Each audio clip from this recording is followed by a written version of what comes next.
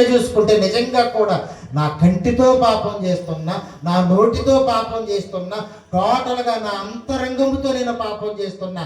దేవా, నిజంగా కూడా నా శరీరం అంతా దేనికి లోబడింది అని చెప్పానంటే పాపానికి లోబడిపోయిందయ్యా అని చెప్పానని మనం ఒప్పుకునేటటువంటి వారంగా మనం ఉండాలి.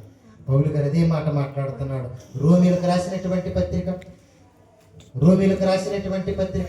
6వ అధ్యాయము. నిజంగా ఈ శరీరం దేనికి లోబడిందో చూడండి. ఎందుకు ఆయనకు భయపడడం లేదు, ఎందుకు ఆయన మాట వినడం లేదు అని చెప్పానంటే ఈ శరీరం దేనికి లోబడిందో ఒక్కసారి మనం చదువుదాం చూడండి. 6వ అధ్యాయము 12వ వచనాన్ని జాగ్రత్తగా చదువుదాం. కాబట్టి శరీర దురాశలకు లోబడినట్లుగా చావునకు లోనైన మీ శరీరమందు పాపమును ఏలనీయకుడి. నువ్వు దేవునికి ఎందుకు లోబడడం లేదు అంటే దేవుడు తన మాట వినిపిస్తూ ఉన్నప్పుడు నా శరీరాలు పాపానికి లోబడిపోయాయి అని చెప్పని అంటున్నాడు. ఇదిగో మన శరీరాలలో పాపం అనేటటువంటిది ఏలుతూ ఉన్నది. ఇదిగో శరీర దురాశలకు లోబడినట్లుగా నీ శరీరములో పాపం అనేటటువంటిది ఏలుతూ ఉంది అని చెప్పని అంటున్నాడు. ఏలడం అంటే నేనేం చెబితే అది చేయాలి అంటే దుష్టుడు ఏం చేస్తున్నాడు తెలుసా? ఈరోజు ఇదిగో కంటితో చూడకూడనటువంటి వాటిని చూసే విధంగా చేస్తున్నాడు. శరీరం నోటితో మాట్లాడకూడనటువంటి దానిని మాట్లాడే విధంగా చేస్తున్నాడు. శరీరం ఇదిగో పాదాలతో వెళ్ళకూడనటువంటి చోటకి వెళ్ళే విధంగా చేస్తున్నాడు. శరీరం అంటే ఈ శరీరం అంతా కూడా పాపం అనేటటువంటిది ఎలుతుంది. దేవుడేమో నీ కుటుంబాన్ని నిన్ను నేనేలాలి అని చెప్పి నేను ఆశపడుతూ ఉంటుంటే నువ్వు దేనికి ఇచ్చేసావో తెలుసా? మాట్లాడకూడనటువంటి మాటలకు ఇచ్చేసావు, ఆలోచించకూడనటువంటి ఆలోచనలకు ఇచ్చేసావు. నా హృదయాలను చూస్తూ ఉన్నప్పుడు దేవునికి వెలుగుగా ఉన్నవా లేదా గాఢాంధకారంగా ఉన్నవా? ఒక్కసారి మనముగా మనం ప్రశ్నించుకునేటటువంటి వారముగా మనం ఉండాలి ప్రియులారా. అందుకే ఇదిగో ఆయన మాటలు చెబుతున్నాడు. నీ కుటుంబం అంతా సంతోషంగా ఉండాలి అంటే ఏనాడో చెప్పాడండి ఆ మాట, ఈ రోజు వరకు కూడా ఉంది అని చెప్పానంటే అందుకే దేవా నీవు నాతో మాట్లాడితే నా జీవితం బాగుంటుంది అని చెప్పి మనం అనుకోవాలి ప్రియులారా. ఎప్పుడు ఒకే రకంగా ఒకే బాణీతో ఇదిగో ఒకే విధంగా మన జీవితాన్ని వెళ్ళబుచ్చుకోకూడదు. బిడ్డను చూస్తాం, 5 ఏళ్ళప్పుడు అలాగే ఉంటాడు, 10 ఏళ్ళ తర్వాత అలాగే ఉంటాడా? ఏంట్రీ ఎదగడం లేదు అని చెప్పానని ఒక తల్లికి తండ్రికి కంగారు వచ్చేస్తుంది. ఇదిగో సుమారు 3 సంవత్సరాలు వచ్చేసింది, నడవడం లేదు. పర్వాలేదులే నడవకపోయినా అని చెప్పని అనుకుంటామా? పర్వాలేదులే అని చెప్పని అనుకుంటామా? అమ్మవాడిని నడిపించడం కోసం ఎన్నో విధాలుగా ఎన్నో వాటిని వాకర పెడతాం, చేయించుకుంటాం, నడిపిస్తాం. పర్లేదులే 10 ఏళ్ళైనా కానీ నడవకపోతే పర్వాలేదని అనుకుంటామా? దేవుడు ఎన్ని సంవత్సరాలైనా ఎందుకు ఈ మాటలు వినిపిస్తున్నాడో తెలుసా? నీవు నాతో నడవాలి, నీవు నాకు లోబడాలి, నా మాటలను వినాలి, నా కోసం బ్రతకాలి. ఇదిగో నీ శరీరాన్ని నాకు అప్పగించాలి. అందుకే కిందకి ఆయన మాట్లాడితే ఏమంటాడో తెలుసా? 13వ వచనంలో, మరియు మీ అవయవములను దుర్నీతి సాధనములుగా పాపానికి అప్పగించొద్దు, నీతి సాధనాలుగా నాకు అప్పగించాలి. నీ శరీరములో నీతి అనేటటువంటిది ఏలాలి అని చెప్పాను. యేసుక్రీస్తు ప్రభువు అందుకే క్రీస్తునందరి భయం ఉండాలి. ఆయన ఎందుకు పంపించాడు అని చెప్పానంటే ప్రవక్తలు వచ్చి ప్రకటించారు. విన్నాడా మనిషి? విన్నాడు, కానీ లోబడలే. అమ్మో నేను ఇలా ఉండాలి అని చెప్పని అనుకోలేదు. అబద్ధ ప్రవచనాలను ప్రకటించారు, అబద్ధ బోధ చేశారు, ఇదిగో అబద్ధపు మాటలు పలికారు. విన్నారంతే, లోబడలు. అమ్మో ఇది అబద్ధం అని చెప్పని అనుకోలేదు అలా అని చెప్పారు. ఇదిగో న్యాయాధిపతులు ప్రకటన చేశారు, ప్రవక్తలు ప్రకటించారు, రాజులు ఏలారు. సాక్షాత్తు మనందరి రాజు అయినటువంటి క్రీస్తు వారే ఈ లోకానికి వచ్చాడు. ఆయన మనం లోబడతాము అని చెప్పి చివరి మాటలుగా వీటిని చాలా క్షుణ్ణంగా మనం విన్నాము అని చెప్పానంటే మన హృదయాల్లో ఒక ప్రశ్న వేసుకుని ఈరోజు ఇక్కడి నుంచి మనం వెళ్ళడానికి అవకాశం ఉంటుంది. యేసుక్రీస్తు ప్రభు వారు కూడా ఇదిగో ఈ భూమి మీదకి వచ్చి ఆయన కూడా ఏం చేశాడు అని చెప్పాడంటే ధర్మశాస్త్రములో ఉన్నటువంటి మాటలన్నిటినీ ఏం చేశాడో తెలుసా? ఆయన ప్రకటన చేశాడు, వినిపించాడు. ఆయన విన్నారా? ఎవరైనా విన్నారు, కానీ లోబడ్డారా? లోబడలేదు. ఆయన ప్రకటించినటువంటి మాటలను ఇదిగో నేను ప్రకటించాను కదా, ఇదిగో వింటున్నారు కానీ ఏ ఒక్కడు కూడా లోబడడం లేదు. లోబడడం అంటే మారయ్యా, నువ్వు మారు, నీకోసమే నేను వచ్చాను, అందుకే వినిపిస్తున్నా. వినేసి వెళ్ళిపోతున్నావేంటయ్యా? పైపెచ్చి నువ్వు నన్ను ఏమంటున్నావో తెలుసా? దెయ్యము పట్టినటువంటి వాడు అంటున్నావు, అయినా బోధిస్తున్నా. ఆయన ఎందుకు బోధించాడు తెలుసా? ఆయన వినిపిస్తూ ఉన్నప్పటికీ కూడా బోధించాడు. దెయ్యం పట్టింది అని చెప్పాను అంటావా? అయినా ఒకవేళ నువ్వు అలా అనుకో, నేను బోధించేటటువంటి మాటలు మాత్రం నేను బోధిస్తాను అని చెప్పానని ఆయన బోధించాడు. మనిషి విన్నాడే కానీ ఇదిగో మనకలాగా లోబడ్డాడా అని చెప్పానంటే పాపాన్ని విడిచిపెట్టలేదు. నీకోసం నేనేమవుతానో తెలుసా? నీవు నా మాట విని నా మాటకి ఇదిగో లోబడడానికి నీకోసం నేనేం చేస్తానో తెలుసా? ఈ లోకంలో అవమానాన్ని నేను భరించండి మన కోసం. ఇదిగో నీ కోసం నేనేం చేస్తానో తెలుసా?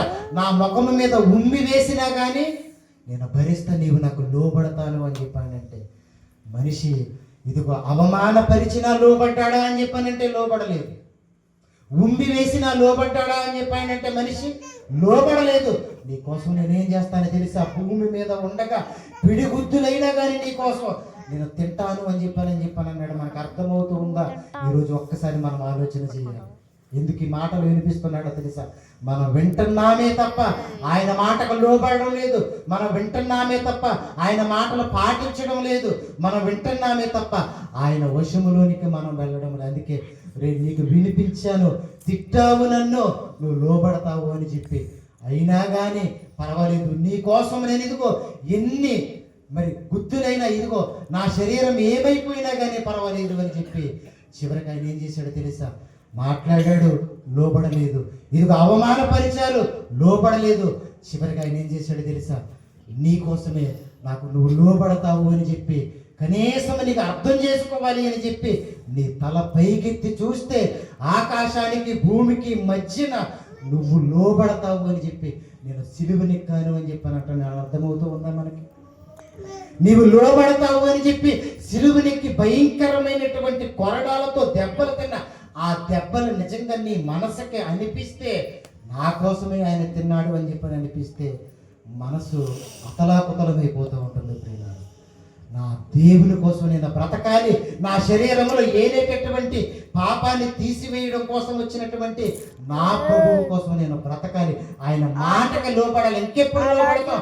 రేపో మాపో చచ్చిపోయేటటువంటి స్థితి ఏర్పడుతూ ఉన్నప్పుడు ఇంకా పాపపు ఆలోచనలు, ఇంకా వ్యతిరేకమైన ఆలోచనలు, ఇంకా ఇదిగో దేవునికి విరుద్ధంగా ఎందుకు ఈ దేహం? దేవునికి అనుకూలంగా. అందుకే ఆయనకు భయపడాలి అని చెప్పి ఆయన అంటున్నాడు, ఆయన మాటకు లోబడాలి అని చెప్పి ఆయన అంటున్నాడు, ఆయన కోసం బ్రతకాలి అని చెప్పి అంటున్నాడు, ఆయనను హత్తుకోవాలి అని చెప్పి అంటున్నాడు.